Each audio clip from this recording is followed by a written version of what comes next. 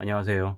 어제는 그 스포츠 용품을 취급하는 그 대표님하고 미팅을 했어요. 예, 이제 그분이 가지고 있는 고민이 뭐냐면, 그분이 어느 정도 나이는 이제 60대 이제 중반을 넘어가시고, 나름 이렇게 사업은 수십 년 동안 이렇게 다져놔서 안정적인 그 사업체를 이제 가지고 있는데, 이제 앞으로의 삶을 어떻게 살아야 될지에 대한 고민을 하시더라고요. 그러면서 이제 저와 이런저런 얘기를 나눴는데, 그분이 생각하시는 이제 앞으로 미래에 남아있는 이제 인생 여생 동안의 인생 설계는, 첫 번째는 사업을 이제 정리하고 사업을 더 이상 하지 않고 자신이 생각하고 있는 그런 책 쓰기나 아니면 뭐, 뭐 창업 스쿨이나 이런 것들을 통해서 이제 강의 같은 것들을 하면서 살아가고 싶다라는 게 첫 번째. 두 번째는 자식들에게 그 사업을 물려주고 사업들이 좀 자식들이 안정적으로 꾸려 나갈 때까지 지원해서 자리 잡게끔 해주는 거. 이것. 뭐 이 정도를 이렇게 생각하고 있더라고요. 근데 이제 제가 이제 말씀드리기로는, 그리고 이제 세 번째로는 지금 하고 있는 스포츠 용품 상품군 말고 나머지 제3의 상품군, 다른 상품군을 좀 더 상소싱해서 상품을 좀 더 개발하고 판매하고 꾸려 나가는 것. 그러니까 사실상 세 번째는 은퇴하지 않고 지금 하고 있는 데서 좀 더 확장해서 가는 거죠. 이 세 가지의 안을 가지고 이제 고민을 하시더라고요. 그래서 저는 이제 뭐라고 말씀을 드렸냐면, 이왕이면 뭐, 첫 번째, 두 번째, 세 번째 안 중에서 첫 번째 안을 좀 선택하시는 게 좋겠다라는 말씀을 드렸고요. 예. 두 번째 안은, 첫 번째 안은 이제 정리를 하고, 이제 자기가 하고 싶은 일을 하는 거죠. 뭐, 공부하는 거든, 책 쓰는 거든, 강의하는 거든. 그리고 두 번째 일은 자식들한테 물려주고, 자식들이 안착되기 위해서 이제 지원하는 거. 세 번째는 일을 놓지 않고 좀 더 확장시키는 건데, 두 번째 안, 자식들에게 이제 물려주고, 그 자식들이 그 사업을 잘 좀 이어나갈 수 있게끔 지원해주는 거, 일은 참 쉽지 않은 거다라고 대려도 말씀을 드렸어요. 어쩌면 난이도로 치면은 두 번째가 제일 어렵고, 그 다음이 세 번째, 그 다음이 첫 번째일 거다라는 말씀을 드렸습니다. 왜냐? 자식은 자기 마음대로 안 되는 거예요. 그리고 자식이 그 사업을 잘 꾸려 나갈지 아닐지에 대한 것들도 사실 확실하지 않다라는 거죠. 그리고 이제 그분 말씀이, 그 대표 말씀이, 주변에 많은 이렇게 자기하고 비슷한 수준에 있는 사람들을 봤더니 땅을 물려주고 사업을 물려줬더니 10명 중에 8, 9명이 그 사업이나 그 땅을 이용한 활용을 거의 못하더라는 거죠. 되려 다 말아먹고 빚지는 경우가 참 많더라. 사업이라는 게 절대로 쉽게 되는 게 아니더라라는 얘기를 하시더라고요. 그러면서 그러면 대표님의 자식들이 그 사업을 물려받아서 할 생각을 갖고 있는 것 같습니까? 아닌 것 같습니까? 라고 하니 불투명하다고 얘기하는 거예요. 사실 불투명하다고 얘기하는 건 그렇게 의지를 가지고 할 생각이 아닌 걸로 저는 이제 느껴진 거죠. 그리고 이제 세 번째, 스포츠 용품이 아닌 이때까지 해보지 않았던 새로운 분야로 새로이 도전하는 것 관련해서는, 그러면은 지금 하는 일보다 몇 곱절 더 많은 에너지와 시간을 쏟아야 될 텐데, 그게 과연 가능하나? 뭐, 혹은 뭐 돈을 좀 더 벌어야 돼서, 혹은 욕심이 좀 더 생기냐라고 했더니, 그 관련해서도 약간의 욕심은 있는데, 뭐 지금 좀 왔다 갔다 한다 하더라고요. 60대 중후반인 그분께서 어떤 결정을 할지는 모르죠. 다만, 너무 많이 가지려고 하고, 너무 큰 욕심을 부리는 것보다는 조금씩 어느 정도 나이가 들어서 갖춰진 다음에는 좀 내려놓고 또 주변 사람들에게 좀 베풀고 이렇게 사는 게 좀 더 좋지 않을까라는 생각이 들었습니다. 그러니까 저는 이제 그 대표님께 이제 이렇게 말씀드렸죠. 그러지 마시고 첫 번째 하시라. 첫 번째 하시고 사업 이렇게 좁혀서 최대한 정리하시고, 그냥 더 이상 하지 않고 자식들한테 물려주지도 않고 또 일을 더 벌리지도 마시고, 그냥 정리순을 밟고 최대한 지금 현재 하고 있는 일에서 손을 떼고, 그동안 내가 못했던 젊은 시절 계속 가지고 있었던 생각들, 고민들, 이런 것들을 좀 더 펼쳐나가는 쪽으로 하는 게 좋겠다라는 말씀을 드렸죠. 이제 그분은 이제 대학교에서 박사학위를 받고 있는 중이거든요.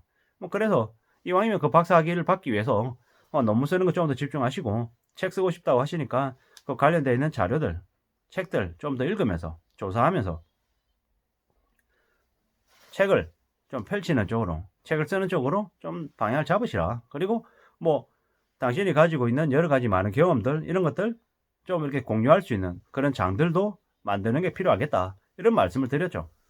이제 저는 이제 사실 그분이 좀 부럽기도 한 게, 뭐 젊은 시절 되게 힘들고 어려운 과정들을 많이 거쳤겠지만 60 한 중반쯤 되셔서 어느 정도 되돌아봤을 때 웬만큼 일어났더라는 거죠. 그분이 그렇게 그 나이 때 사업을 일궈서 갖춰 놓은 게, 그 나이 때에 있는 사람이면 누구나 다 그렇게 할 수 있는 게 아니라, 그분도 말씀하시는 게 주변에 자기와 비슷한 시기 때 사업한 사람 중에 돈이 많았고 땅도 많았고 어 부잣집 자식으로 태어나서 되게 떵떵거리며 살았던 사람 중에 지금 되게 공공하게 살고 되게 힘들게 사는 사람들도 많다. 어쩌면 자기한테는 자기만의 재능이 있어서 그걸 잘 읽어 나가서 지금까지 온 것 같다. 이렇게 얘기를 하더라고요. 아, 60대 중반에 뭐 많은 것들을 갖췄던 분도 앞으로 남아있는 인생을 어떻게 살아야 될지에 대한 고민들을 많이 하는구나. 어쩌면 그 고민이라고 하는 거, 어떻게 살아야 될지에 대한 그런 숙제는 모든 사람들에게 다 이렇게 해당되는구나라는 생각도 이제 좀 들었죠. 그리고 이제 그분이 이제 세 번째, 새로운 상품군에 이제 뭔가 좀 도전해가지고 해보고 싶다라는 그 얘기를 가지고 저 또 한 30분 또 얘기를 했거든요. 무슨 얘기냐? 새로운 상품을 해보고 싶다라고 하는데, 스포츠 상품은 보통 일회성인 거죠. 한번 구매하고 나면 재구매가 사실 좀 덜한 품목이고, 또 안 사도 되는 품목, 생필이 아닌 거죠. 취미용이기 때문에, 예를 들어서 축구 안 한다고 사람 죽는 거 아니고, 골프 안 한다고, 등산 안 한다고 세상 우리 삶에 큰 문제가 생기는 게 아니더라는 거죠. 그런데 생필품은 다른 얘기라는 거죠. 예를 들어 화장지다. 화장지는 소모품이죠. 계속 써야 되는 거죠. 치약, 칫솔 계속 써야 되는 거죠. 그런 소모성이 상품들, 반복 재구매하는 품목들 관련해서 관심을 가지는 게 좋겠다라는 말씀을 드렸어요. 그분은 캠핑 의자, 코펠, 버너 이런 것들에 관심을 가지고 있길래, 아, 그건 당신이 하고 계시는 스포츠 용품들 중에서 조금 더 확장된 품목은 맞지만, 이왕이면 한번 구매하면 재구매 빈도가 매우 떨어지는 품목 말고 반복 재구매할 수 있는 그런 품목들로 좀 접근하는 게 좋겠다라고 말씀을 드렸고요.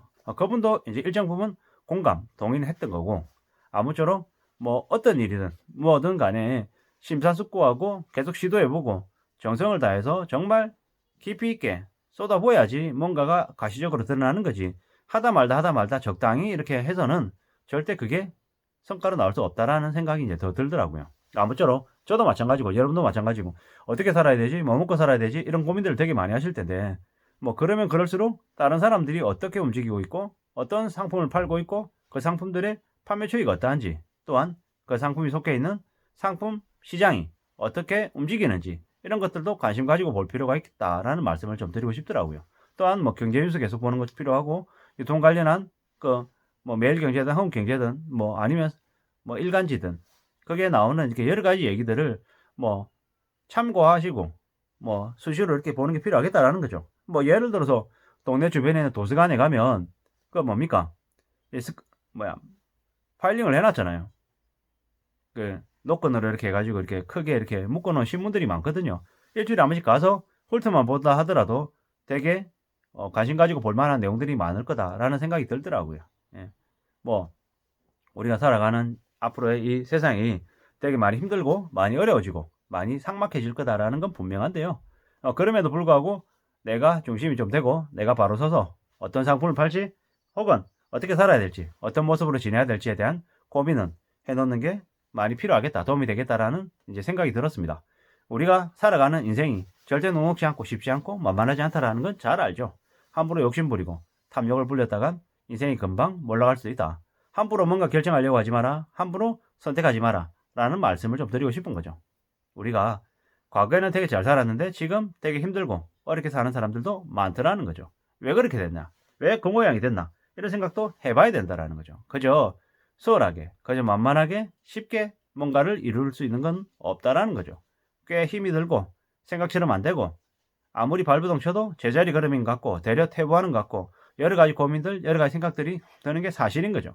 그게 우리가 현재 맞이하고 있는 현실이다라는 걸 꼭 말씀드리고 싶었어요. 그 60대 중반에 많은 것들을 갖춘, 매출도 이익도 안정적인 그분이 가지고 있는 고민들을 이렇게 들으면서 이런 생각을 했죠. 아, 나는 내가 저 나이가 됐을 때 어떤 고민을 하며 살까? 나는 마음 놓고 내가 하고 싶은 일을 찾고 또 성실하게 착실하게 또 주변에 좀 베풀기도 하면서 살 수 있는 존재가 될 수 있을까? 라는 고민들을 했죠. 아무쪼록 그분의 고민이었지만 얘기하다 보니 또 제 얘기도 되는 것 같았습니다. 아무쪼록 이 얘기가 별것 아닌 얘기지만 여러분들과 제게 좀 참고가 됐으면 좋겠습니다. 이상입니다.